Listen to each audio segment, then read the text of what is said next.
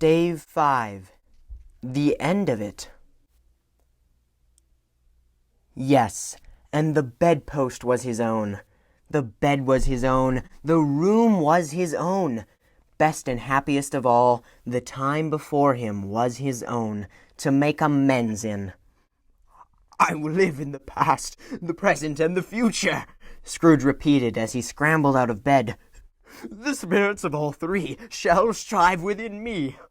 Oh, Jacob Marley, heaven and the Christmas time be praised for this. I say it on my knees, old Jacob, on my knees." He was so fluttered and so glowing with his good intention that his broken voice would scarcely answer to his call. He had been sobbing violently in his conflict with the spirit, and his face was wet with tears. "They are not torn down," cried Scrooge, folding one of his bed curtains in his arms. "They are not torn down, rings and all. They are here. I am here. The shadows of the things that would have been may be dispelled. They will be. I know they will." His hands were busy with his garments all this time, turning them inside out, putting them on upside down, tearing them, mislaying them, making them parties to every kind of extravagance. "I don't know what to do," cried Scrooge, laughing and crying in the same breath, and making a perfect Laocoon of himself with his stockings. "I am as light as a feather. I'm as happy as an angel. I'm as merry as a schoolboy. I am as giddy as a drunken man. A Merry Christmas to everybody. A Happy New Year to all the world. Hello there! Whoop halloo!" He had frisked into the sitting room, and was now standing there, perfectly winded. "There's the saucepan that the gruel was in," cried Scrooge, starting off again and going round the fireplace. "There's the door by which the ghost of Jacob Marley entered. There's the corner where the ghost of Christmas present sat. There's the window where I saw the wandering spirits. It's all right. It's all true. It all happened. Ha ha ha!" Really, for a man who had been out of practice for so many years, it was a splendid laugh, a most illustrious laugh, the father of a long, long line of brilliant laughs. "I don't know what day of the month it is," said Scrooge. "I don't know how long I've been among the spirits. I don't know anything. I'm quite a baby. Never mind, I don't care. I'd rather be a baby. Hello, whoop, hello there!" He was checked in his transports by the churches ringing out the lustiest peals he had ever heard. Clash, clang, hammer, ding, dong, bell. Bell, dong, ding, hammer, clang, clash. Oh, glorious, glorious! Running to the window, he opened it and put out his head. No fog, no mist, clear, bright, jovial, stirring cold. Cold, piping for the blood to dance to. Golden sunlight, heavenly sky, sweet fresh air, merry bells. Oh, glorious, glorious! "What's today?" cried Scrooge, calling downward to a boy in Sunday clothes, who perhaps had loitered in to look about him. "Eh?" returned the boy, with all his might of wonder. "What's today, my fine fellow?" said Scrooge. "Today?" replied the boy. "Why, Christmas Day." "It's Christmas Day?" said Scrooge to himself. "I haven't missed it. The spirits have done it all in one night. They can do anything they like. Of course they can. Of course they can. Hello, my fine fellow." "Hello." returned the boy. "Do you know the poulterers in the next street, but one at the corner?" Scrooge inquired. "I should hope I did," replied the lad. "An intelligent boy," said Scrooge. "A remarkable boy. Do you know whether they've sold the prize turkey that was hanging up there? Not the little prize turkey, the big one?" "What, the one as big as me?" returned the boy. "What a delightful boy!" said Scrooge. "It's a pleasure to talk to him. Yes, my buck." "It's hanging there now," replied the boy. "Is it?" said Scrooge. "Go and buy it." "Walker!" exclaimed the boy. "No, no," said Scrooge. "I am in earnest. Go and buy it, and tell him to bring it here, that I may give them the direction where to take it. Come back with the man, and I'll give you a shilling. Come back with him in less than 5 minutes, and I'll give you half a crown. The boy was off like a shot. He must have had a steady hand at a trigger who could have got a shot off half so fast. "I'll send it to Bob Cratchit's," whispered Scrooge, rubbing his hands and splitting with a laugh. "He shan't know who sends it. It's twice the size of Tiny Tim. Joe Miller never made such a joke as sending it to Bob's will be." The hand in which he wrote the address was not a steady one, but write it he did, somehow, and went downstairs to open the street door, ready for the coming of the poulterer's man. As he stood there, waiting for his arrival, the knocker caught his eye. "I shall love it as long as I live," cried Scrooge, patting it with his hand. "I scarcely ever looked at it before. What an honest expression it has in its face. It's a wonderful knocker. Here's the turkey. Hello, Whoop. How are you? Merry Christmas." It was a turkey. He never could have stood upon his legs, that bird. He would have snapped him short off in a minute, like sticks of sealing wax. "Why, it's impossible to carry that to Camden Town," said Scrooge. "You must have a cab." The chuckle with which he said this, and the chuckle with which he paid for the turkey, and the chuckle with which he paid for the cab, and the chuckle with which he recompensed the boy, were only to be exceeded by the chuckle with which he sat down breathless in his chair again, and chuckled till he cried. Shaving was not an easy task, for his hand continued to shake very much, and shaving requires attention, even when you don't dance while you are at it. But if he had cut the end of his nose off, he would have put a piece of sticking plaster over it and been quite satisfied. He dressed himself all in his best, and at last got out into the streets. The people were by this time pouring forth as he had seen them with the ghost of Christmas present, and walking with his hands behind him, Scrooge regarded every one with a delighted smile.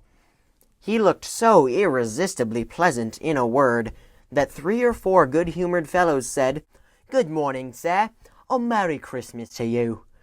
And Scrooge said often afterwards that of all the blithe sounds he had ever heard, those were the blithest in his ears.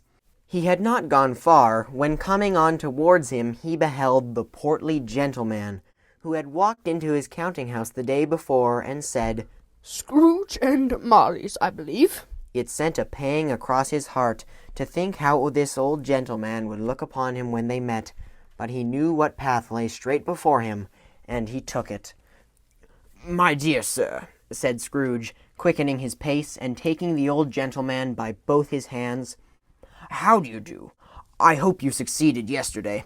It was very kind of you. A Merry Christmas to you, sir." "Mr. Scrooge?" "Yes," said Scrooge. "That is my name, and I fear it may not be pleasant to you. Allow me to ask your pardon, and will you have the goodness—" Here Scrooge whispered in his ear.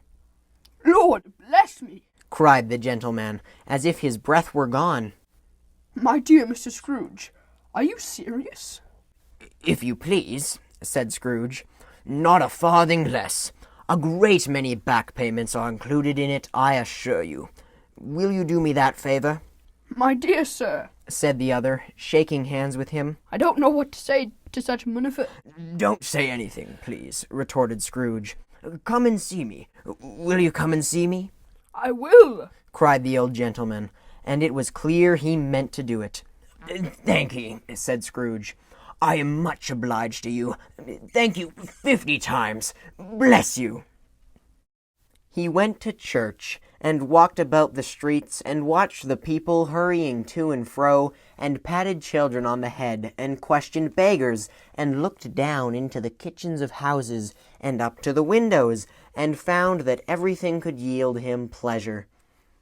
He had never dreamed that any walk, that anything, could give him so much happiness. In the afternoon he turned his steps towards his nephew's house. He passed the door a dozen times before he had the courage to go up and knock, but he made a dash and did it. "Is your master at home, my dear?" said Scrooge to the girl. "Nice girl, very." "Yes, sir." "Where is he, my love?" said Scrooge. "He's in the dining room, sir, along with mistress. I'll show you upstairs, if you please. Thank ye. He knows me, said Scrooge, with his hand already on the dining-room lock. I'll go in here, my dear. He turned it gently and sidled his face in round the door. They were looking at the table, which was spread out in great array, for these young housekeepers are always nervous on such points, and like to see that everything is right. Fred, said Scrooge. Dear heart alive, how his niece by marriage started. Scrooge had forgotten, for the moment, about her sitting in the corner with the footstool, or he wouldn't have done it on any account. Why, bless my soul, cried Fred. Who's that? It's I, your Uncle Scrooge. I have come to dinner. Will you let me in, Fred? Let him in? It is a mercy he didn't shake his arm off. He was at home in 5 minutes. Nothing could be heartier. His niece looked just the same. So did Topper when he came. So did the plump sister when she came. So did everyone when they came. Wonderful party, wonderful games, wonderful unanimity, wonderful happiness. But he was early at the office next morning. Oh, he was early there. If he could only be there first and catch Bob Cratchit coming late. That was the thing he had set his heart upon. And he did it. Yes, he did. The clock struck 9. No Bob. 1/4 past. No Bob. He was a full 18 minutes and a half behind his time. Scrooge sat with his door wide open that he might see him come into the tank.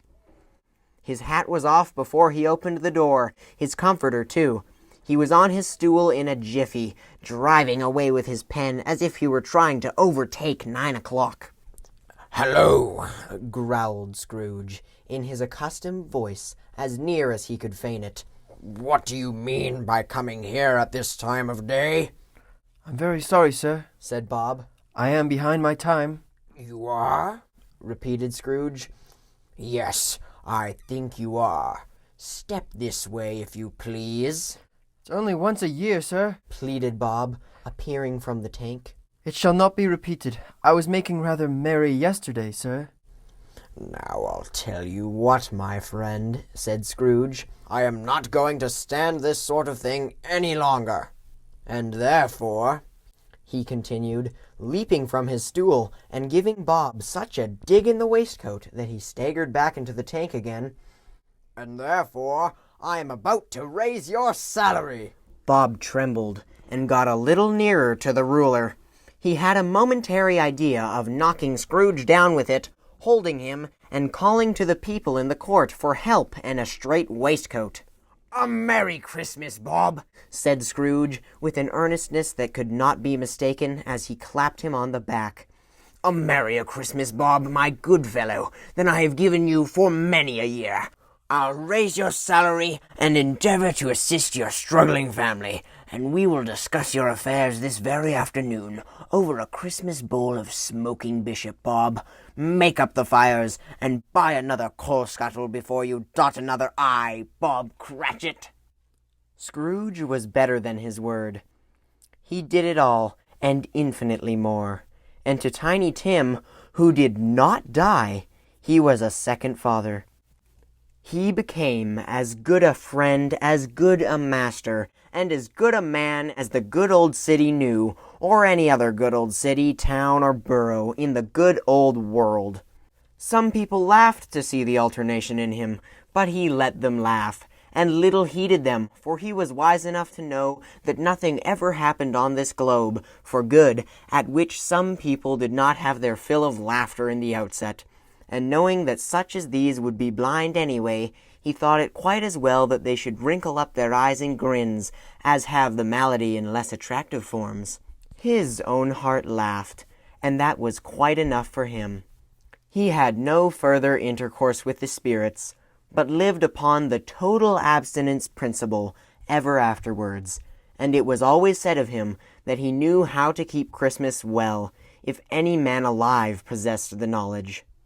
May that be truly said of us, and all of us.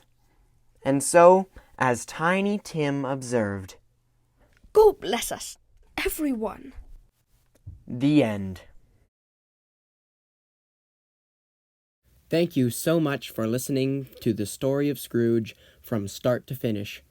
We ask that you leave us a review, a comment, or a like. I ask that you would subscribe to my YouTube channel or continue to follow this podcast for more content, possibly including the full audiobook with quality updates all in one file, as well as other fun content. Thank you so much. We ask that you continue to share with family and friends. This can also be a great thing to listen to over the 12 days of Christmas. And may God bless you truly, everyone. I would also like to thank our full cast, including Kirk Riley, Will Riley, Awen Riley, Ruth Riley, Daniel Connolly, Max Connolly, John Connolly, Tracy Connolly, Beth Connolly, Jerome Mopety, and Vanessa Mopety. And don't forget to see Christmas as a time to be charitable, as a time to be pleasant, and as a time to reflect on its origins. God bless you, and see you later.